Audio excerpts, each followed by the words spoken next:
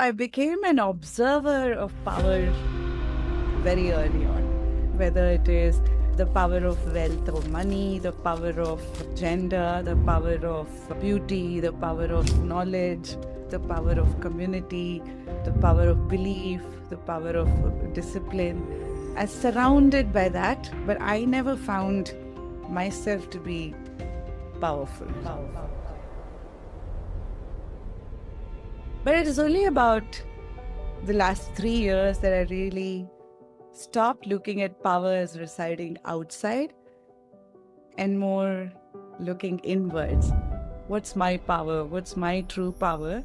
And I can tell you now that power is not loud. It's very subtle. It's very inclusive. It cannot survive on its own.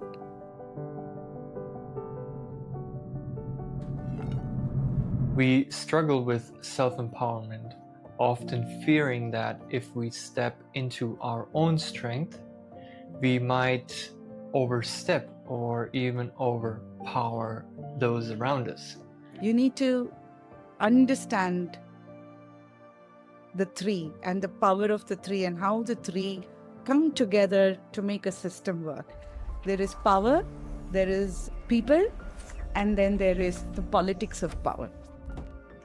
The three P's are very important: the power, the politics, and the people, and how this system works.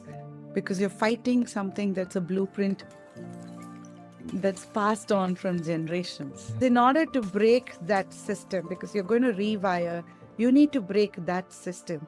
So you can't just say, okay, I'm just going to find my inner power. I'm going to work with people. Politics, not for me, sorry. No, you suffer through it.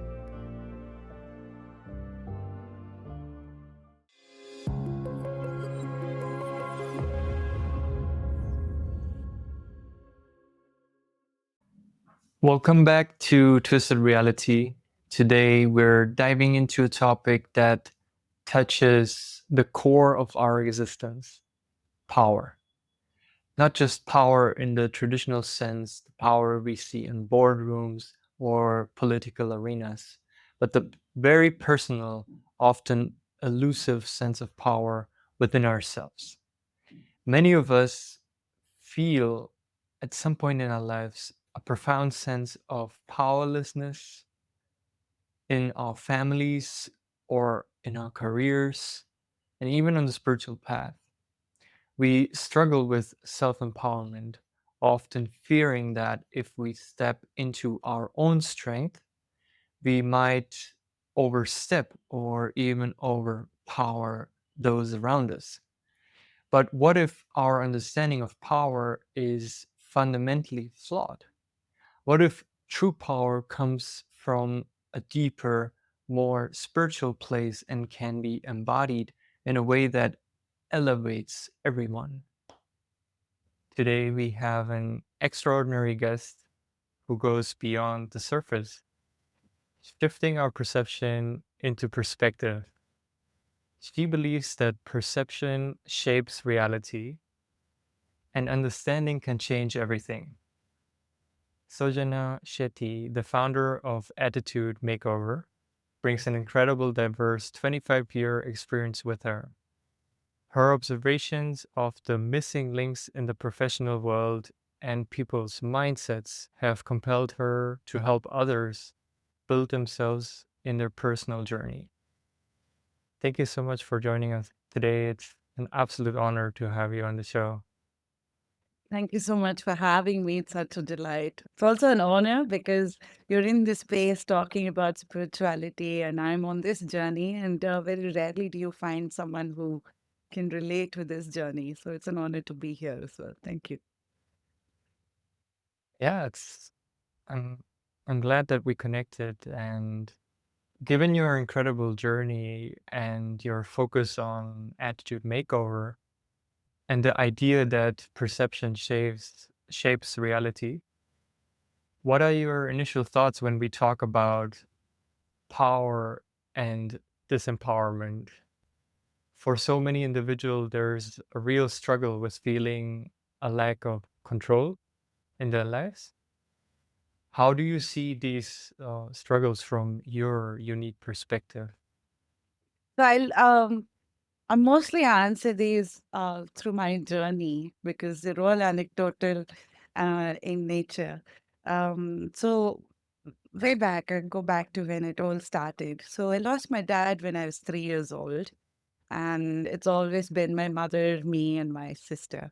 So suddenly, the three of us, my dad passed away to diabetes, and my mom was probably around 25, 26. I was probably around 3 years, and my sister was about 6 months, plus or minus.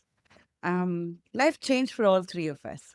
And so, in that early years, I would say I grew up in adversity. Figuring out was a big part of all three of us. And at home, there was no iota of patriarchy at home because it was just three women trying to figure out. But when you step outside the house, it's there everywhere. And so I became an observer of power very early on. Um, but I never felt like power was within me. I had a different problem. I always was an observer and never felt like I had power. I had power orbiting around me all the time, whether it is the power of wealth or money, the power of gender, the power of beauty, the power of knowledge, or the other nicer power as well, which is like the power of community, the power of belief, the power of discipline. I was surrounded by that, but I never found myself to be powerful. I've always felt in awe of someone else's power. So I think I was probably around 15 or 17, around that time, that someone came and told me that you'd make good notes. And I was like, ha, okay, cool. And so I decided to go explore selling my notes. And I managed to sell my notes at that age. And the first time I had money in my hand. So growing up, one of the things my mom always told me is, I can't give you many things, but I will only be able to give you education. So I don't think we took life for granted, the three of us, because I don't think anybody going through adversity takes life for granted, first of all. And so we never took life for granted. So education was never taken for granted. And so when I sold my notes and I had the first cash in my hand, it was not how much I earned, it was that whole feeling of, oh, wow, I can survive anywhere and I'm cool. I felt that for the first time. And I think that's the first time I learned that it's all within you. And yet, after that, wherever I've gone, whether it is on work or for a really long time, again, I've always felt power resides outside and never within me. But I've had these glimpses of it, whether it is through this first, money that came my way, and then the realization of, oh, wow, I'm good, I'm fine, I'm going to be fine, and I can survive anywhere, to the first job, to then being surrounded gradually when I finished my studies and I started working. Because education was always a priority, I always managed to get into some of the best organizations, work with some of the best. So again, surrounded with power everywhere. And this power was very different. It was very polished. It was global in nature. It was very creative. It was extremely innovative, strategic. It always had a vision. It had a language and a style. I liked it. It was more doable for me than the other one that I saw, which had both the good things of power as well as the bad things of power. This was more, absorbable. And I sort of maneuvered through it. I grew. I saw how one person can influence change at scale in these organizations. I was part of that process. I really saw it happen. And in this process, I think the belief in myself started becoming bigger and bigger. But it is only about the last 3 years that I really stop looking at power as residing outside and more looking inwards to, what's my power? What's my true power? And I can tell you now that power is not loud. Power is not show offish. Power is not any of those that one sees as ambitious power. Power is very soft. It's very subtle. It's very inclusive. It cannot survive on its own. It needs gun. It's only this last 3 years since I started Attitude Makeover, and it's a very conscious effort as you're going through change. Like sitting outside when you're driving large scale change in organizations, one of the things I noticed is it's very easy to put a vision and a strategy. But when it comes to scale and change, execution at scale, people are an equal part of change process. And power and politics play a big role in change. And that realization made me start looking inwards. And that's why Attitude Makeover. It's a thought studio which strives to create this ecosystem that helps one who's going through any reboot journey. It could be your health, it could be your career, lifestyle. Change can happen in different forms and shapes. How do you redesign your inner architecture in this process?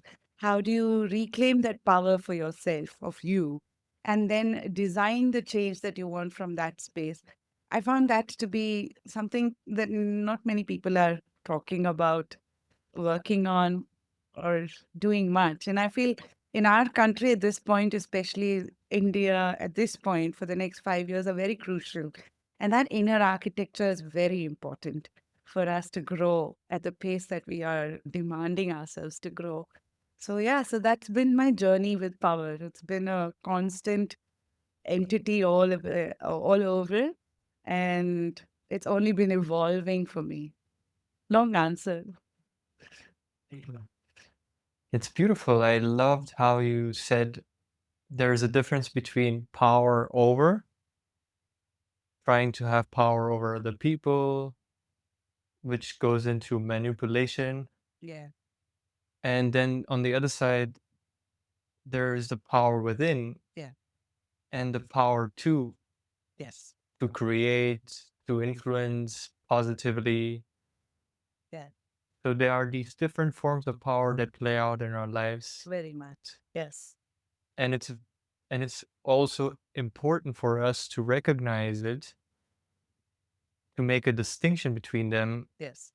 because then we can understand, are we really powerless, or have we given away our power? Yeah. Yeah. I think this distinction. So again, I think adversity is a gift. Whoever starts off with adversity of any kind, whoever's faced adversity, we crib about it, but it's one of the most beautiful gifts in a learning process or in a journey itself. For me, it gave me the ability to just very early on to become an observer. Like I said, I never felt powerless, but I never felt power was within me. Uh, it's two different states to think about. Um, so I always believed in myself because of that first experience I talked to you about. But Mhm. I never felt powerless. So I've always been an observer of power outside. And that power is, it comes in different ways. It can be authoritative, it can be fear based, it can be, trying to fit in. And again, a lot of us try to please people and fit in. So I've seen those in the early years. But once I got into the professional side, I saw the other side of power, which is the power too. I worked with this wonderful boss very early in my career. He was heading the entire business of India. And he wrote this one vision page. And then he invited me to work as his chief of staff to execute that vision. And then about a year later, we became the first R&D hub for all of the world from here. It's one person who set out with a vision and then believed in both himself and that vision and went meticulously in executing.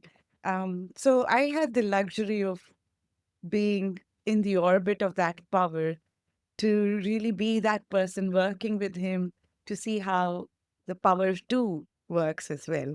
And the power in also works. So the power in him on both trusting himself and the process, and then the journey of the change itself, right? So these are very early experiences of being a silent observer and being in the field as that change is happening to understand this. And I don't know if I understood it in that depth at that point, but they were definitely game changers and big influences for me in the process of just understanding myself and what is my power then, and not taking that for granted.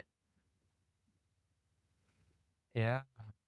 Yeah, I believe that when we talk about inner power, or some people might say divine power, it often sounds abstract to those feeling deeply disempowered.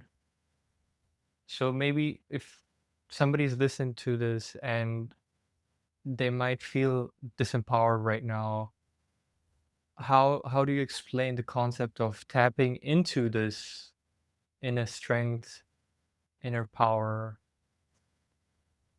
Maybe what are some practical ways that individuals can begin to connect with this power within themselves? That's a very thought provoking and beautiful question. Oftentimes, I've seen this where I'll give you an example. I've seen this when I run my workshops or my mentoring circles, or even when I do these job interviews or talk to quite a lot of professional women, specifically, that we underwrite ourselves. So, power, when you give too much of your power to the external world, Mm. you sort of write off the choice to change things for yourself. You silently resign into the notion that I need to just accept this, this is what it is. So you then feel stuck in that for a while. And that stuck state, it's like your body, right? Your body, let's say you do this, your body can never remain stuck. Some part of you will start moving, wriggling to go to the new form and shape. That's how it is with us as well. But when you sort of write it off, in some ways, you're compressing yourself from the change that is out there, the opportunity to change, the opportunity to choose. And I've seen this with many people, especially women. Women, we don't know how to trust ourselves. We are so conditioned to trust others, to give care outside. It starts first with ourselves. What's the language we use to ourselves? Like, what do I tell myself? Hey, no, you can't do this. Come on. This is not your cup of tea. To let me try. What's the worst that can happen? Okay, this is the worst. Okay, maybe I'll shrink it a bit. I'll try this, make it even more smaller. Is this failure okay for me? Let me just try. I think if you just start there, you're reclaiming the power, right? It's not like overnight it just changes. It's a long, Mm. patient process, but it always starts with that first step of acknowledging that you've given that choice that you can make for yourself to someone else and taking it slowly back with baby steps. There is always that fear of, oh my God, I'm going to shake the system. See, we're conditioned. So when you're conditioned, you're not only fighting yourself, you're fighting that system as well. So it's very important to understand how the system plays interplays in this process. So I think when you understand power, you need to also understand the other two P's. There is power, there is people, and then there is the politics of power. So power Mm. is the choice. The politics is the system that you're going to sort of wriggle around to make those changes. And the people are always going to be part of it. It's not like I can decouple.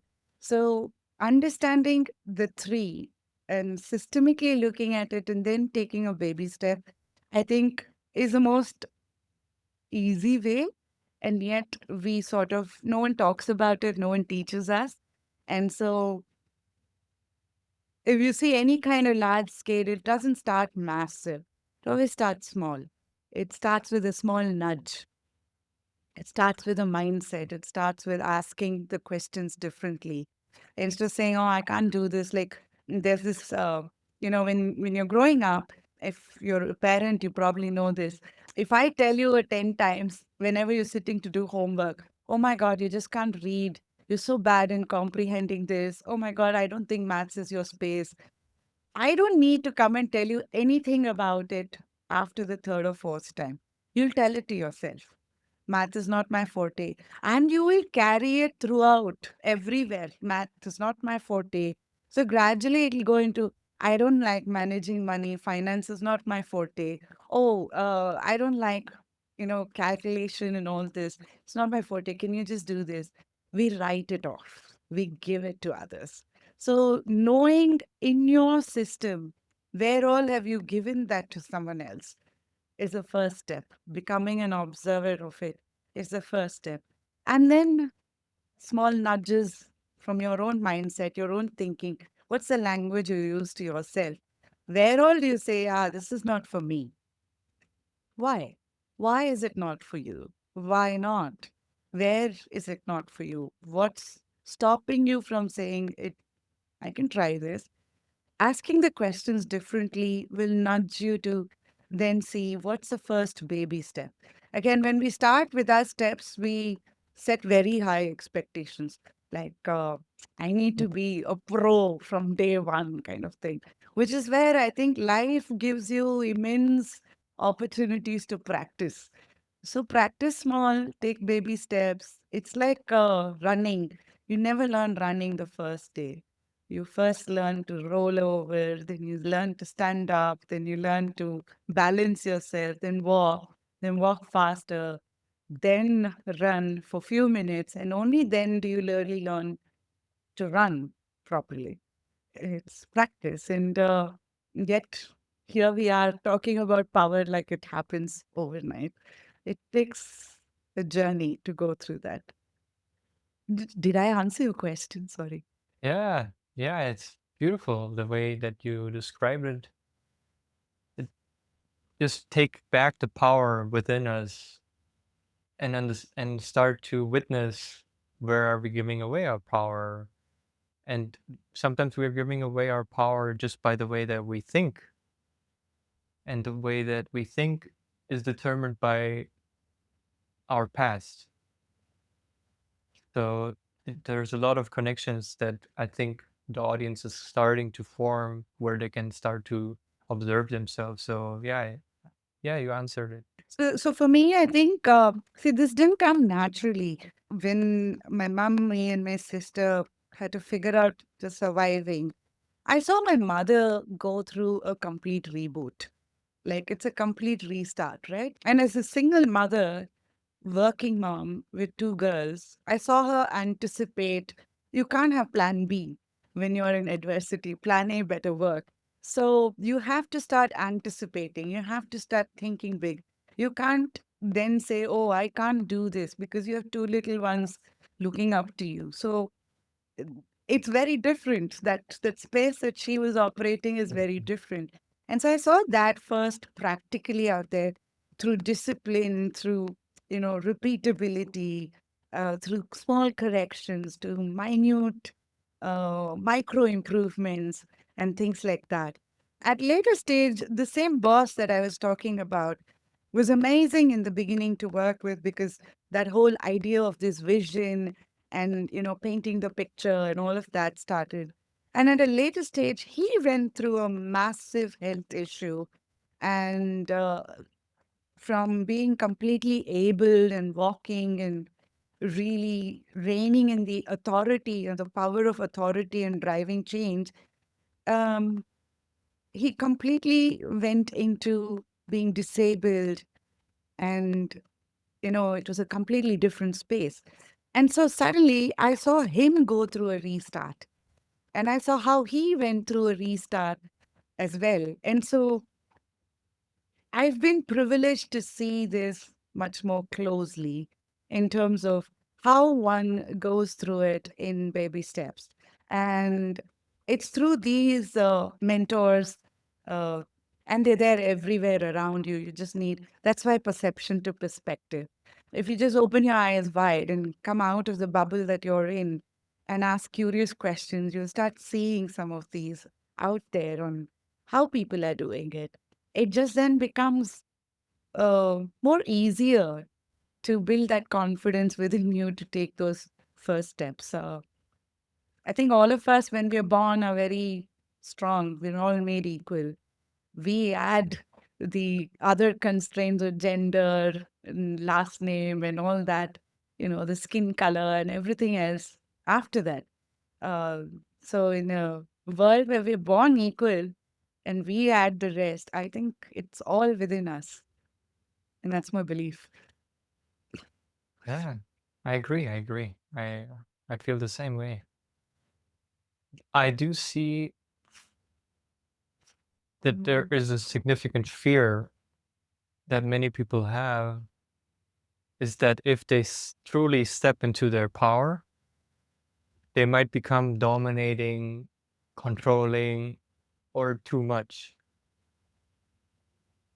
So, how do we embody our authentic inner power in a way that is genuinely empowering to others? Like, how that balance. So, growing up, you see, I was very fascinated with the power of ambition. So, I was very fascinated with any power that showed ambition, like, your job title, the kind of work you're working on, the kind of company you're part of. Those things just totally fascinated me. But I think having worked with some really interesting people and having observed this over the years, I have this now clarity of distinction. There is a power of um, ambition and there is a power of re-architecture.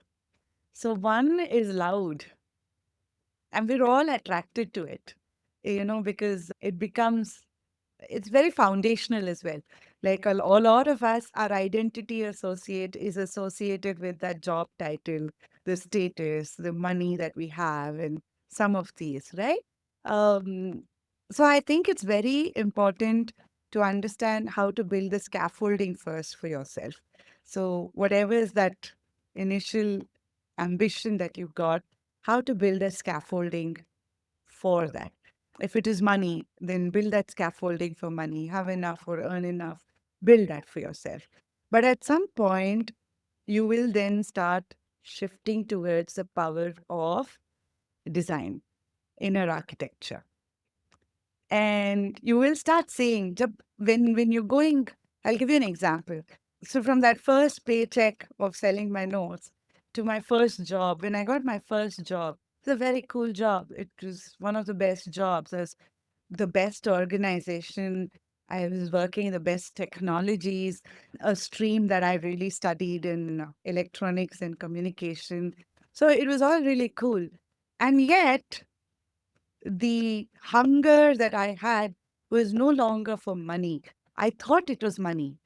So I went chasing money. And very early on, I think it was the first job, and I realized it was not money, it was knowledge. I was very hungry for knowledge. The power of knowledge is what I was chasing. And when I was chasing Mhm. power of knowledge, I realized the power of money automatically comes with it. But both are in the realm or in the umbrella of power of ambition.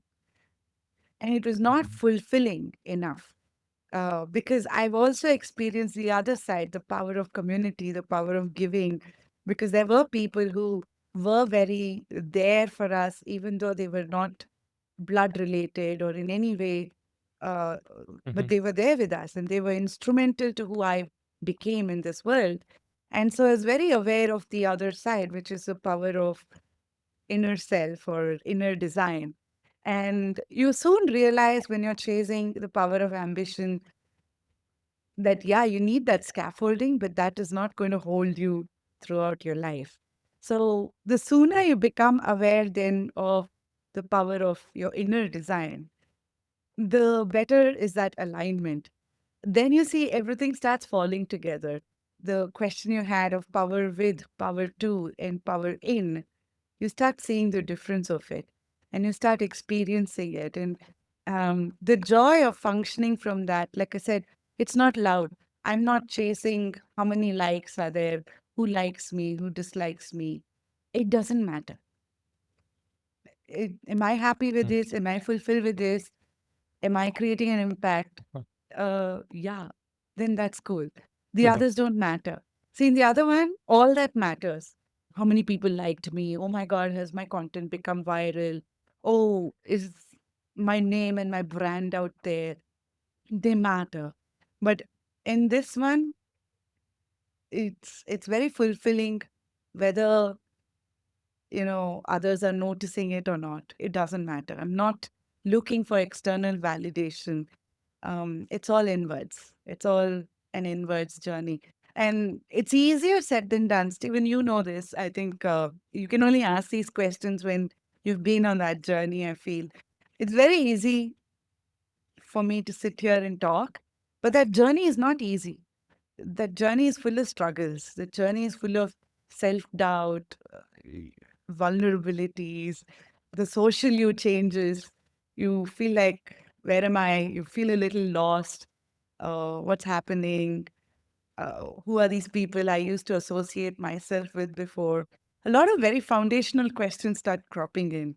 Holding a mirror onto yourself is one of the toughest things.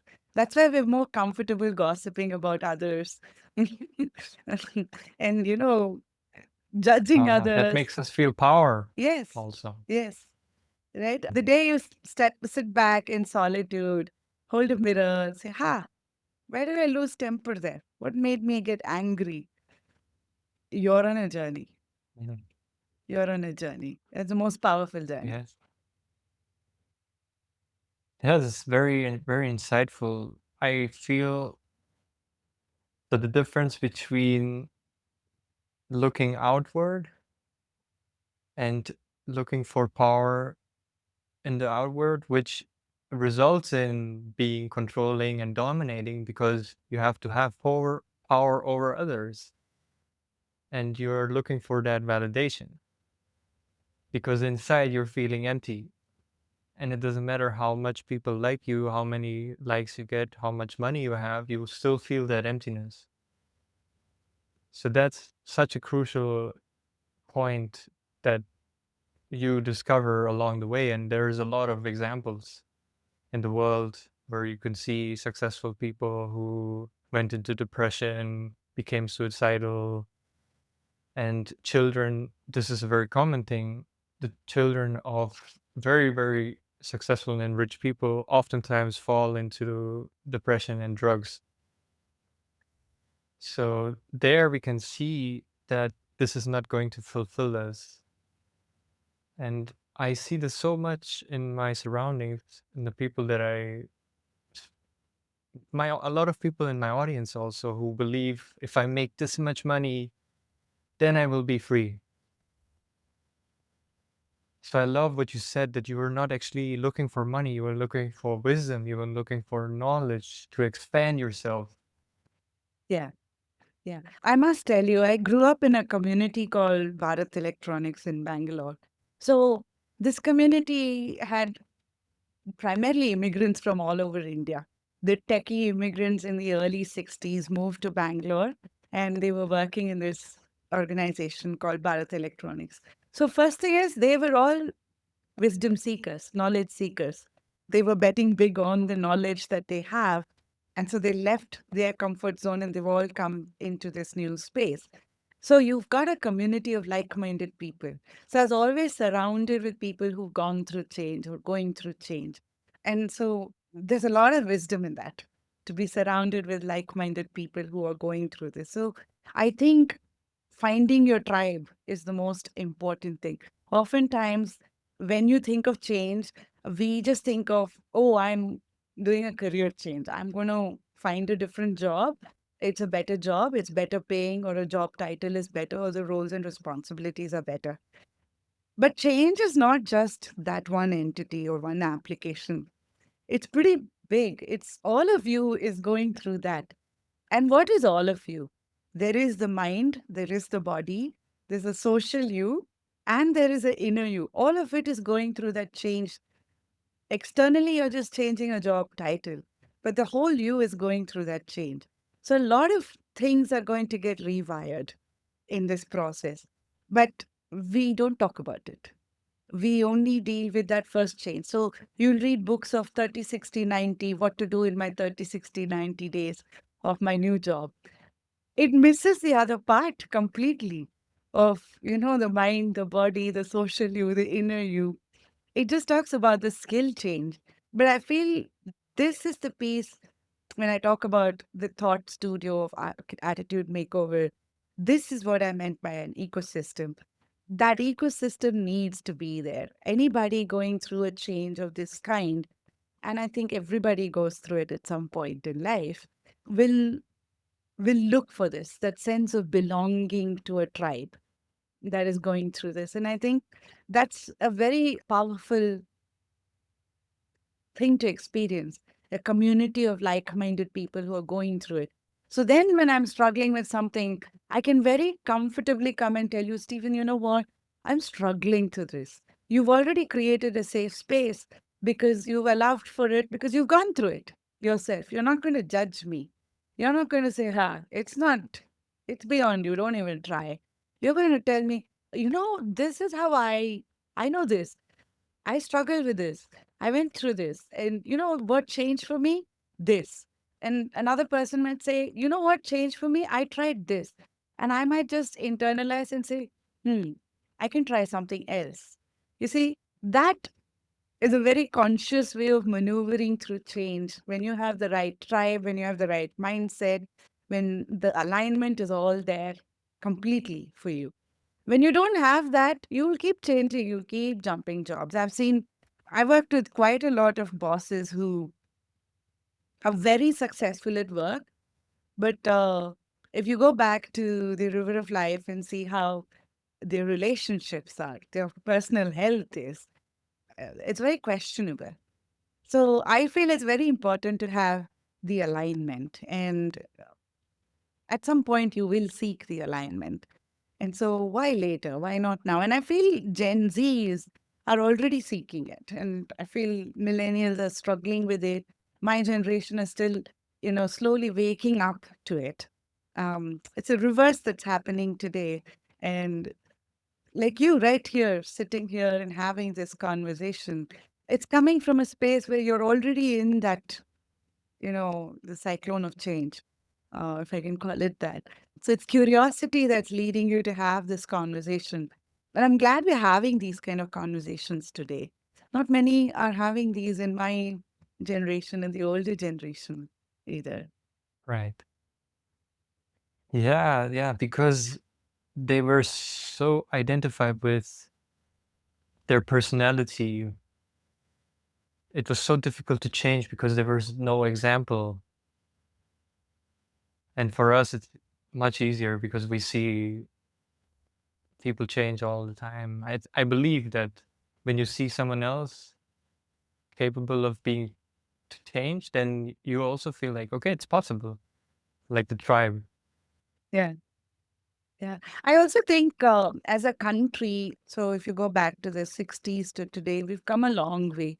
Like my parents' generation was all about creating safety, security, build a house, build a safe future for yourself, bring the basic things of education, a home, food, just basic living, bring safety to that. My generation is then about, okay, just surviving is not important, is not enough. Let me create a little bit of abundance for us.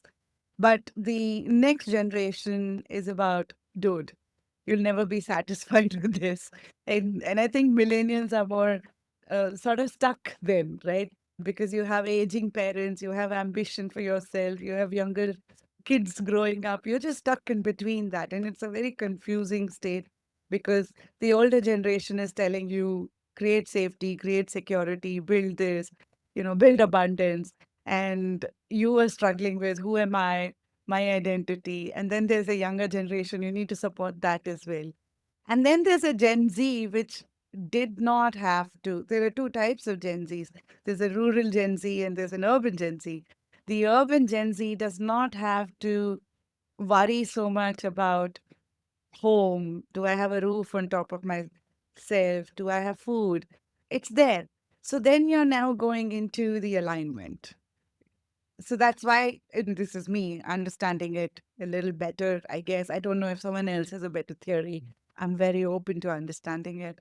But that's why the left shift is happening in terms of just understanding identity and me and the whole you and functioning from there. I feel the Gen Z is in that struggle, then more in that struggle than in the generation of millennials or Gen Xers like me. Mm. I don't know. What do you think? So, You tell which me. one would I be? I think you're in that path of discovery. See, this is what I'm trying to tell you. So at 25, I don't think I had the luxury to say, I'm going to go discover myself. At 25, I had to figure out how to Oh, earn, how to find a good job, how to grow. Everything revolved around comparison. Oh, my daughter's doing this. What's your daughter doing? Oh, my daughter's working here. What's your daughter doing? You know, this is what we grew up in. got it, got it. It probably has to do with where you grew up, which country you live in, how developed it is, because the beliefs, the mindset of people is also developing. Yeah, because I experienced that what you experienced, but I experienced that when I was 18, going to a job while going to the school, working, earning money, and then feeling like, okay, this is not really what I want to do. So I think the timeline was a little bit quicker. So by 20, I was already in another country. Yeah. Yeah. Yeah. Yeah. And this is I love why, I love this.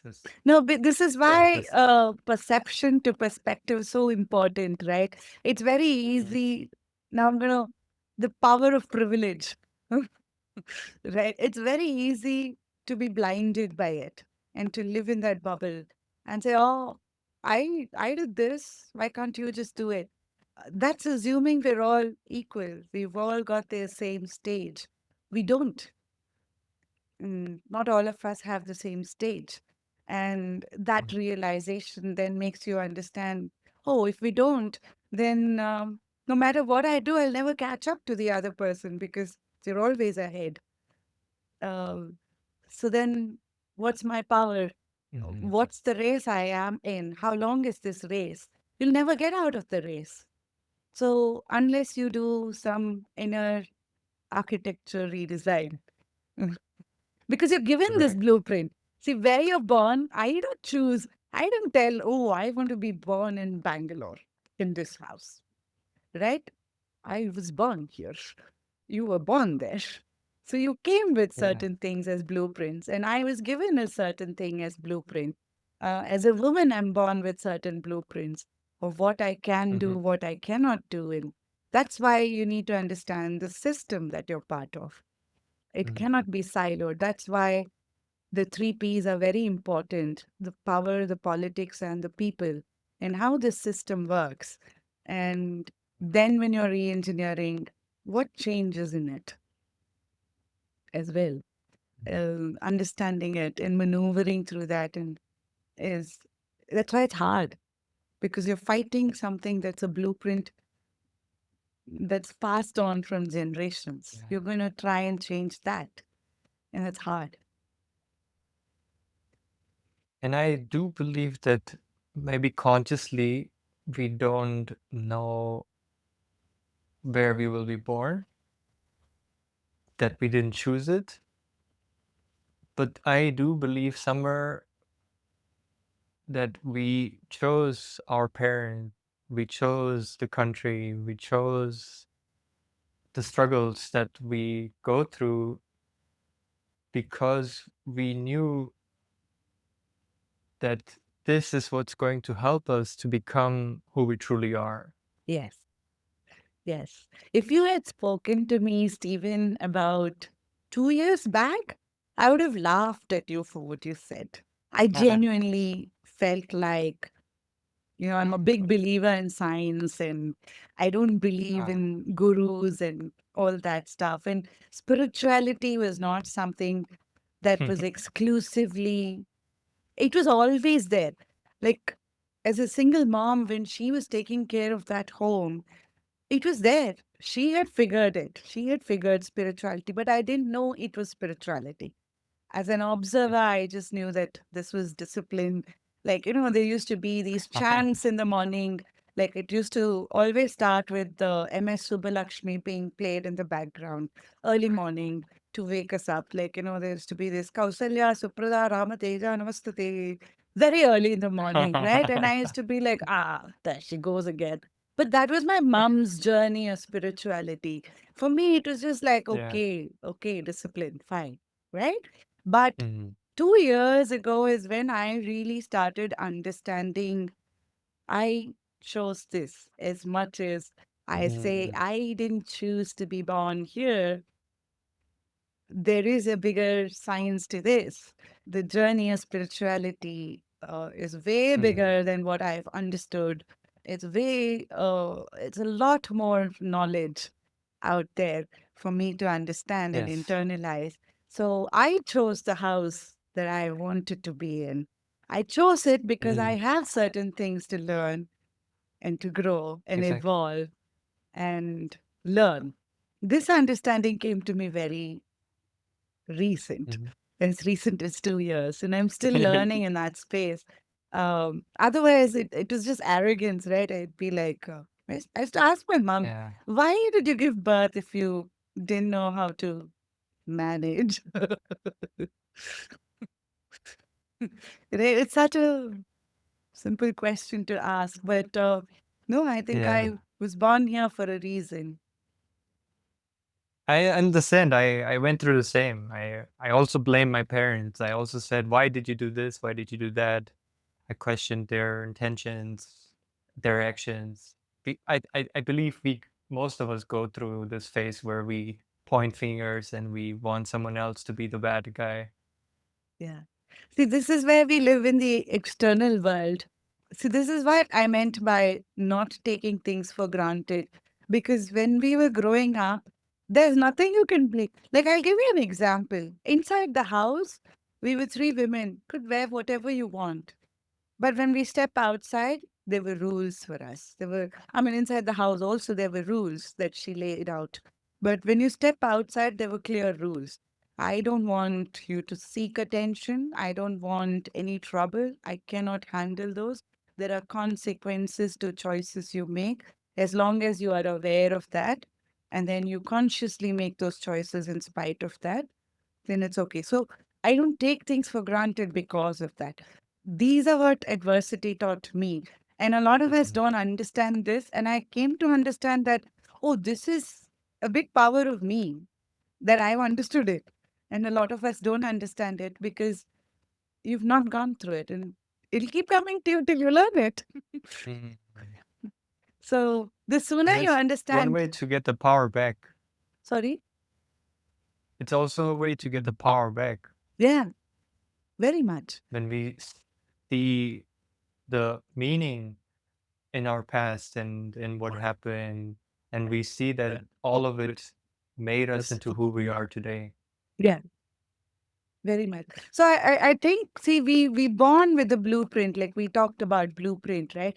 We're all given a Mm. blueprint. Wherever we're born with a certain blueprint, like a religion. Yeah. This is your religion, this is your gender, this is your caste, or this is how these are the rules of the land over here, etc., etc. Mm. But I think I also believe that by around the time you hit adolescence, the identity of you sort of comes to lock in with the blueprint that you were given. And there's always this conflict of the identity of me with the blueprint I've been given. So that's why you hear this whole Mhm. thing of black sheep. I'm the black sheep of the family. There's always this one person who'll question why? Yeah. Why? Why is it this way? And I think oftentimes in India, especially culturally, and especially as a girl, when you're growing up, you're not expected to ask the why. You're supposed to be more enduring, you know, keep quiet, don't ruffle the Yeah. waters, endure it, stay calm, give care, don't be selfish. A lot of this, don't say no too much. We're taught some of these. Mm. And this is where that conflict of the blueprint that you're given with your identity starts coming in. And it's there. We go through this all the time, Oh. whether it is relationships we choose, where we want to study, where we want to go work, what we want to do, how we want to dress, what we want to eat. Everywhere you have this Mm. constant thing. And I'm not saying everything has to be revolted or fought, but when you look deeper inside, what part of Yeah. it is really important for you to rewire. And you'll stand up for those. Like, this is where I think if you look at Ikigai, it's got what you love doing. There's a big question. The fourth part of it is, what do you think the world needs the most? Mm. It'll be different for all of us.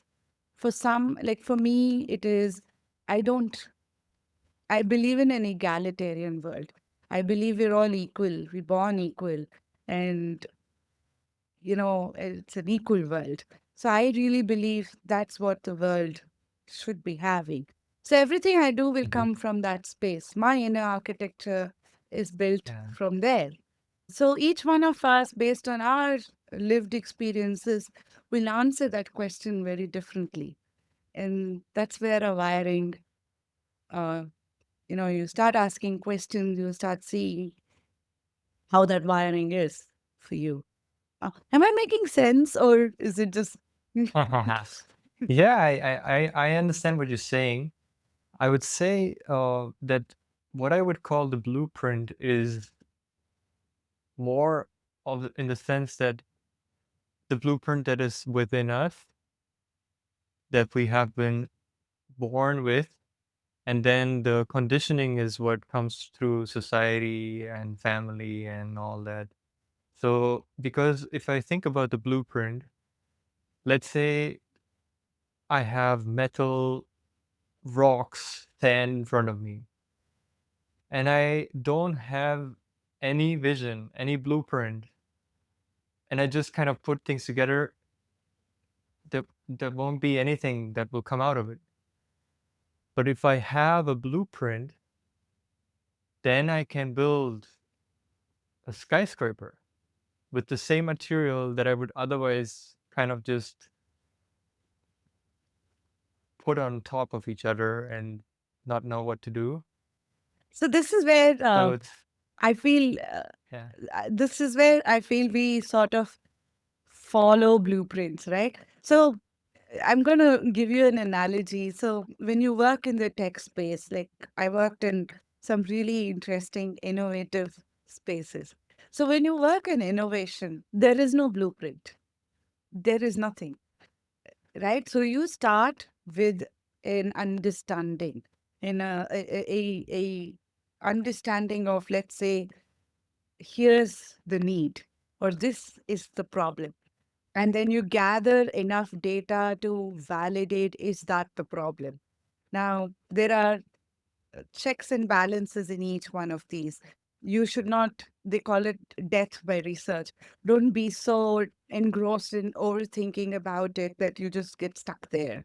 But you gather enough to validate, is that the real problem? Because our education system, if you really look at it, teaches you, if you know the problem, how to solve it, which is why you're saying, I have the blueprint, then I know how to go Mhm. about.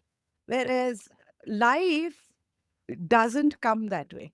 It doesn't come saying, Mhm. Stephen, tomorrow I'm going to come, knock on your door, and this is the change that is going to happen. It never happens that way. It just comes.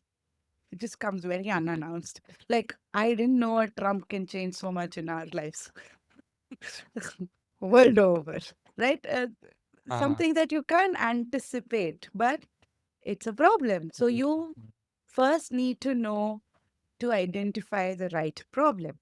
And once you've identified the right problem, you need to know what are your assumptions. Because assumptions can kill you here, which is where the critical thinking mindset comes in, asking the right questions. What is that bigger assumption that I need to validate? That if this is the right thing, then yeah, the problem is right. The first is getting the problem, which is what I meant by the blueprint. Like you don't have one, you start from somewhere as to what is that. So when you go into re engineering yourself or redesigning, you first start with identifying the right problem, because otherwise you go into Mhm. different branches. And then comes these baby steps.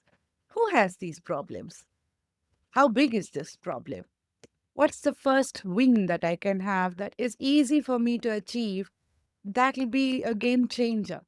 So you see, if I'm laid with rocks, to your example, yeah, there are rocks. I need to cross over. So how do I do that?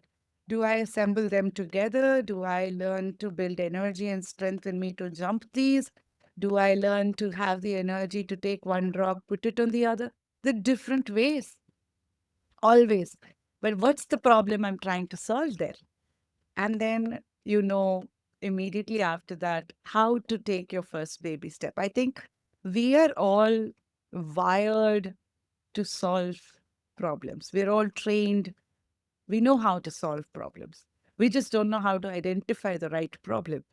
And the energy or the cost of chasing the wrong problem and then realizing, oh, damn, that was a wrong problem, makes us choose the comfort of certainty over the Mm. discomfort of uncertainty. And so I learned this through innovation. When you work in the tech space, especially the product spaces that I come from, you don't have a blueprint. You sort of take a assessment of it and you build from there. You build and you start building. And when you're in that kind of a thing, it's never a one man person. You can never Mhm. build power with just one person. It's a tribe that comes. You'll automatically start attracting the like-minded guys who are also chasing Mm. similar things. You start talking, you get comfortable. You'll start talking about it. I tried this. Then they'll be like, I tried this. I've got some other data set. Maybe this will help.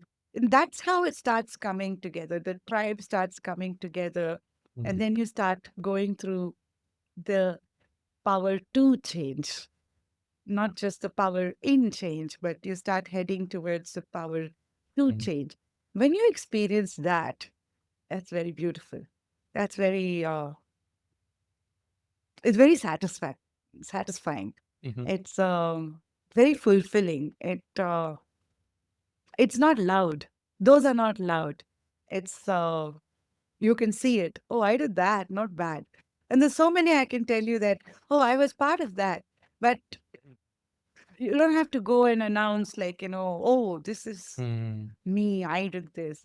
Just the whole process, the journey of being part of it and being experiencing it is the attitude makeover that you go through, I think.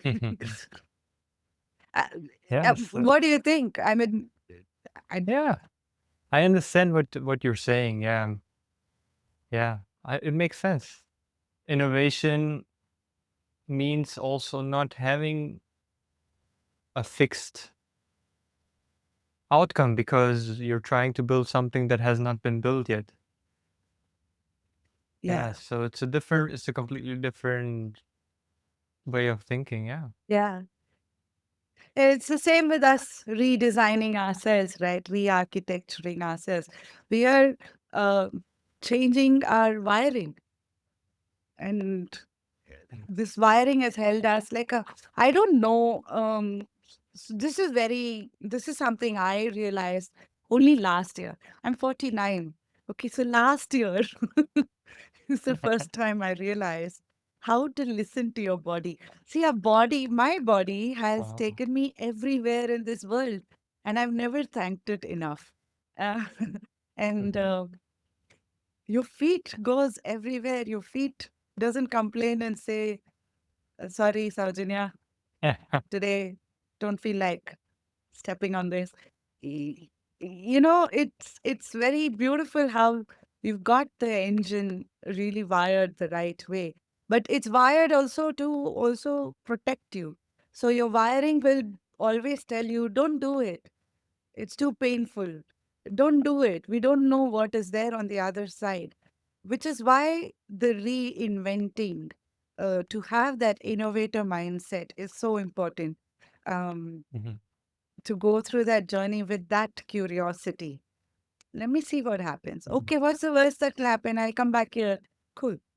Which is why you need to build the scaffolding. Without the scaffolding, when you go through this, when you fall, that fall is very painful. Um, that fall Mm. is like very, they say, I hit rock bottom. Oh, so the scaffolding is like the base to Yes, strong foundation. yes, yes. So you can just Mhm. get up, dust yourself, and say, okay, let's try it again. Like sports teaches Oh, you this. yeah. Sports teaches you this. Sports is one line where you're not going to be top performer always. You know what I mean? You go like this, right? And so you have to be your own cheerleader. You have to be your own inventor. Mhm. At times you've usually hit bottom and you need to know how to dust yourself and get up. Same thing here. Uh, you're the sports person for your life. And so I feel that scaffolding is very important. What is scaffolding then? It's whatever you need to feel safe and secure. If it is a home, a house, it is that. If it is a set of people who you feel safe with, it is that. If it is money, how much is enough to feel safe? They call it the fuck off fund or whatever. It is that. If it is a network that can always be there, that you can count on tomorrow, it is that. So you need to build the scaffolding that you need for this journey that you're going to go on. Again, something that people don't tell you. I wish more people Yeah. spoke about it. Uh, But if you lose that scaffolding, let's say you lose that amount of money or you lose the home, you also have to have the inner power to be able to see even that circumstance as a potential for you to learn something from it and grow out of it. Like you, not to get too identified with this comfort of, okay, I have a house, I have this much wealth, this is my baseline. But if you lose it, you kind of lose yourself. yeah, yeah. Yeah. It's uh, and I think for me, being observant of it was very helpful because I saw this rock bottom in my own personal life as a child when we lost my dad. I also saw this with that boss who basically went from being completely abled and functioning from that power of ambition and his own inner strength to then completely becoming a different identity itself and standing up for himself. And I think then, if you actually look around, it's there everywhere. As a country, we stood up. I'm sure if you step back and look at it in your own life, there are many Mhm. places where you've seen this standing up when you hit that rock bottom. And rock bottoms Mhm. can be of different types. Like, for some, it could be just losing your job. I've hit rock bottom. For some, it could be losing your health. I've hit rock bottom. For some others, it could be losing someone else. I've hit rock bottom. So Mhm. You know what's my goal? To never feel like I hit rock bottom because I know or I somewhere experienced that these things outside, people, family, whatever, everything is temporary. The only thing that's not temporary is my connection to the source or God or whatever you want to call it. That's the only consistent thing in my life. And that's the only thing that I can always rely upon because everything else is temporary. Yeah. But Stephen, this, it's about 2 years back when I started Attitude Makeover, is when I sort of started on this journey of letting go. To your point, Yeah. see, we hold on to so many things. Oh, this is my family, this is my Yes. job, this is my title, this is who I used to be. We hold on to so many things. And letting go, I don't know how people do it, but it's been the toughest part for me. It's really hard. And so I think uh, this is where, again, knowing where your codependency is very important in this process. See, in order to stand up and dust yourself, you have to be extremely light. Correct. What you're saying is, I want to be able to ride any wave of change that comes, and I don't want to fall in such a way that I'm bedridden. I want to be able to just quickly get up, dust myself, and be ready, right? And ready for the next wave to ride. And for that, you have to be extremely light and fit. Good. Fit here, fit here, fit as a social me, and inner me, fit holistically. And this is Mm. why the mind and the body and this conversation that we're having is so important, of how to be fit. So tomorrow, there's no permanency anywhere. Nobody is. I cannot change anybody.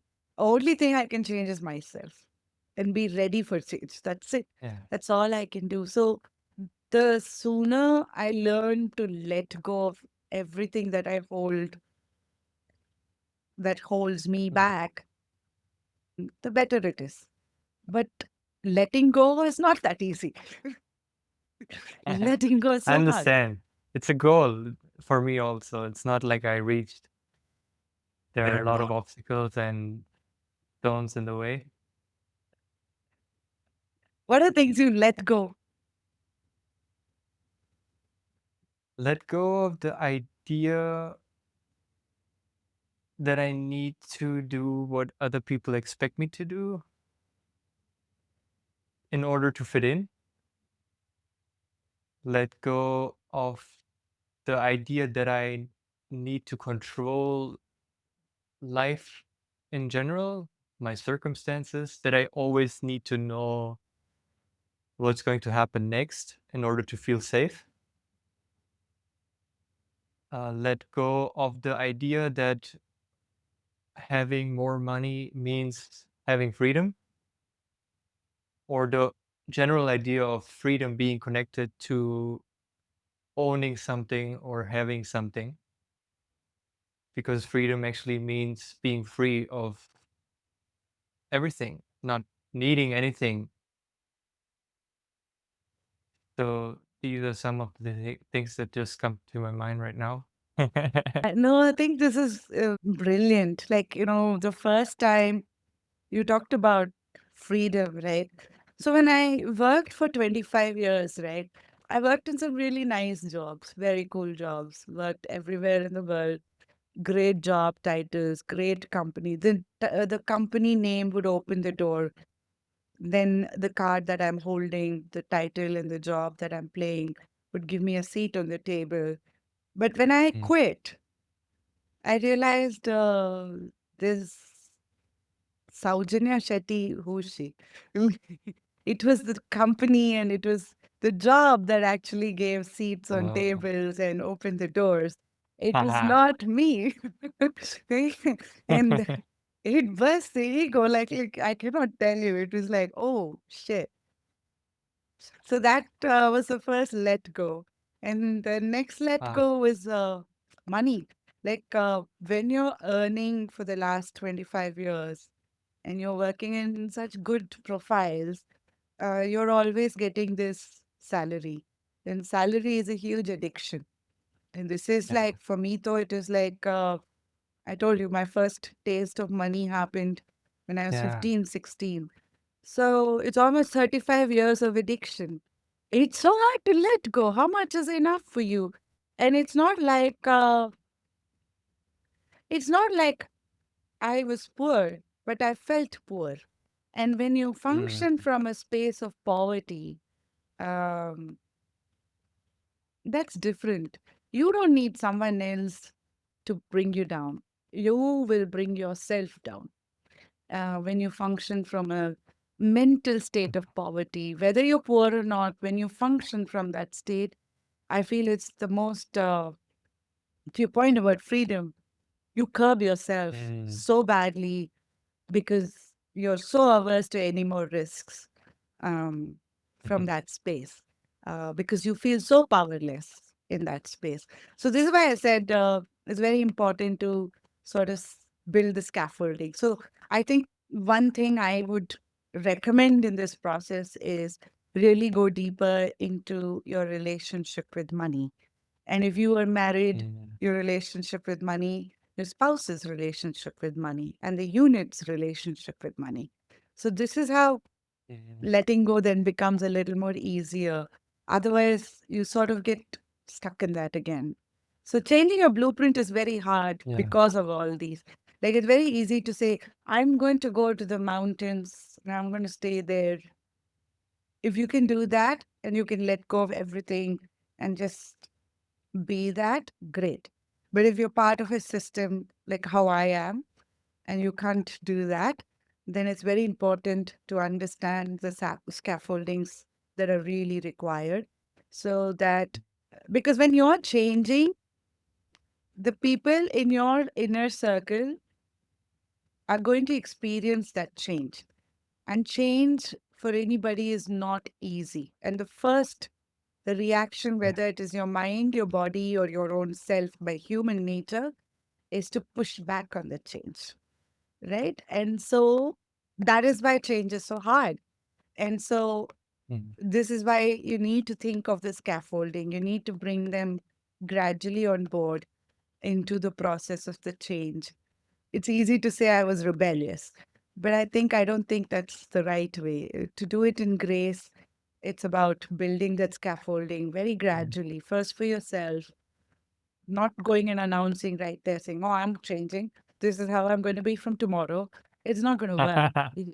Yeah, you You lose know, everybody.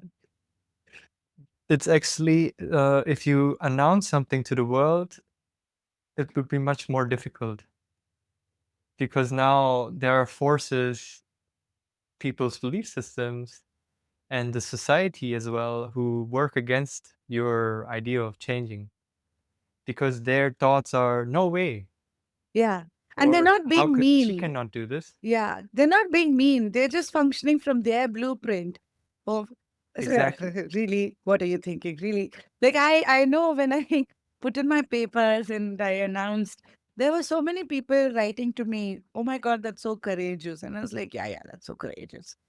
I understood what that courage is when the real change hit me, right? I was like, oh, damn, that's a lot of change that I'm going to take in.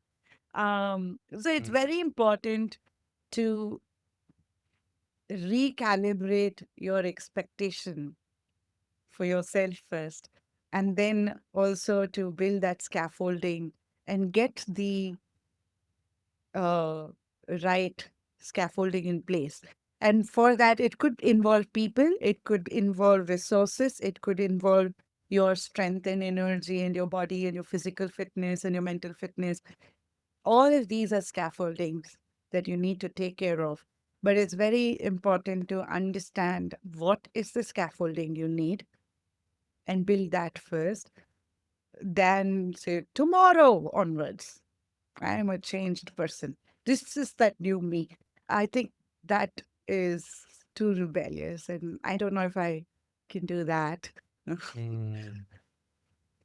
Yeah, we are all unique. Everybody has to look at their own life and see what change is suitable, because we also don't want to, in the process of change, hurt people in a way that is really destructive for them.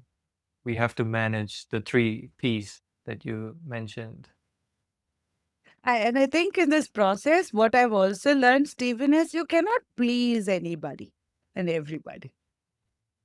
So Yes. I think, see, as women, no, we grow up being taught that you need to provide care. So we think of others first. We don't think of ourselves first. But as a man, you think of yourself first because you're going to be a provider. If you cannot stand strong for yourself, you will not be able to provide for others. So you will first think of yourself. Whereas we are givers of care. So we think of others. So wiring is so different. And so then it is even more difficult. The ability to say no to something is so hard from this side than it is Mm-hmm. for a man, I would think. And probably I'm generalizing. But Mm. culturally, we are brought up that way. Like, you don't Yeah. see women It's the coming. blueprint. Yeah, yeah, yeah. And I think it then becomes a responsibility of anybody in this world, in this modern world, to be observant, ask questions, whether you're a man or a woman. Like if you're a man and you're seeing a woman in your house being more silent, it's not like she is accepted everything or it's okay with everything. It's Mm. like she's sort of accepted that this is what it's going to be, and she's resigned to that fact, and she's Yeah. bearing the cost of that choice that is not hers, that someone else has made for her. Mm. As a man, if you're able to see that and then create a safe space for her to change, that's beautiful. But again, that requires perception to perspective change. Yeah. I love this. I love this. It's such a powerful, powerful insight, and very encouraging for the audience as well to deeply look at how they're in their own lives, what are the frames that they've created, what are the blueprints that they're following. Just a lot of encouragement that I got from you. So yeah, this conversation has been incredibly illuminating. Thank you for helping us reframe our understanding of power and showing us how to embody it authentically. Yeah, no, I think for me, I think one thing I realized, I seem to use a lot of I thinks here, but in this process, this part about power, people, and politics, especially the politics of it, intrigued me. So I want to talk a little bit about that. Whenever I run my circles, mentoring circles, I've often heard this that, I don't like politics. I can just do my work. If I could just do my work, I just like it, but I don't like politics. And I want to, and I was that naive as well. My entire professional journey, I've found myself saying, let me just do my work. If you can handle the politics of the land, I'll deliver.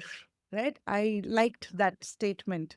But I've come to understand that it's a very naive thing to actually think that way. Because the fact that I'm telling you that I want to just focus on my work and I don't want to take care of the politics and I want to be oblivious of that is my politics.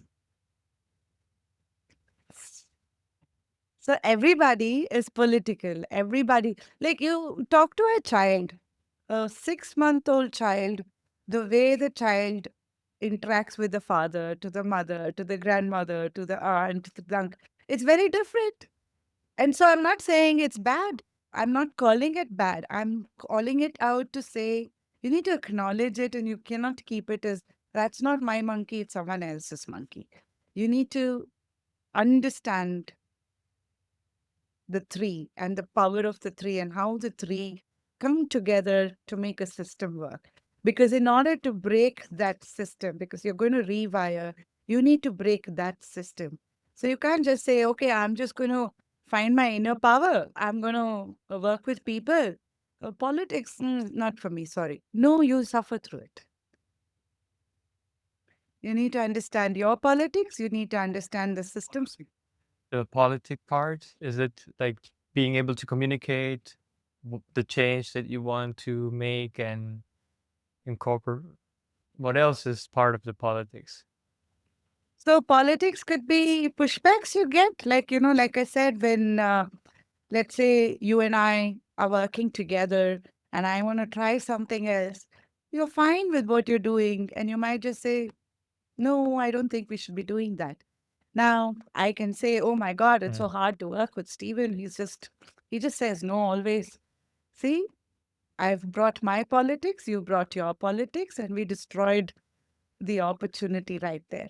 But if I put on the hat of, let me just understand it differently, ask questions differently, we will see that I don't think you intend to block me. I don't think I intend to block you. It's more coming from my beliefs and my wiring. And then it's more easier. Acha, this is this is where it is. Okay, okay. Okay, this is a common goal. Can we agree on this? Cool, yeah. All right. So from here, then how do we maneuver? You see, you keep the gates for conversations open. You go with a critical thinking mindset. This is what I meant by an innovation mindset. Because there, you don't go with yes or no. You go with very open ended questions. And only when you get into Okay. execution, you go with yes or no, because by then you know this is what I want to do. Even there, you're like open to errors, mistakes, failures, you make fast corrections. But to be oblivious and say, oh, I'm not political, I don't like politics, I don't understand it, you deal with it, I don't want to deal with it. Again, you've given the power to someone else. By just doing that, that's your True. politics. Very You've true. given the power. So, yeah, so the third piece is that. And I think when you understand how the three work together, then the journey of redesigning from inside and going through change and functioning from that rewired you and functioning from that power of you is a very beautiful journey. It's very fulfilling. You'll never need validation from outside. You'll attract a lot of nice things. Opportunities come towards you, like minded people come towards you. Toxic people stay away from you as well because you're exuberating that politics of you. Like, please stay away from me, kind. So it's very nice. You're so light, you don't attract heavy duty stuff. So it's very nice. That journey is very nice. You're more calmer. I thank you for clearing up this politics. It's good to have this understanding, and I'm sure the audience will find value in what you share with them. No, thank you. Thank you for this opportunity. I think, like I said, these conversations are not normalized at homes, among friends, in relationships, in offices, as leaders. It's not normalized anywhere. And yet, if you actually talk to everybody, all of us have gone through change of some scale and type. All of us. There's nobody in this world who'll say, oh, I have not gone through anything in life. There's nobody. And yet we don't talk about this. And so thank you for providing this space for this conversation. Where can our listeners find out more about you and Attitude Makeover? So the best place to start is attitudemakeover.com. We also have two podcast channels on YouTube. It's called Attitude Makeover. And the second one is called Sowjanya Shetty. I think you can find us in one of these. And we're on pretty much all the social media platforms. I have to work by the algorithms, so heavily dependent on technology for the reach to the right people. So you can find me on Instagram as Attitude Makeover or on LinkedIn. So yeah,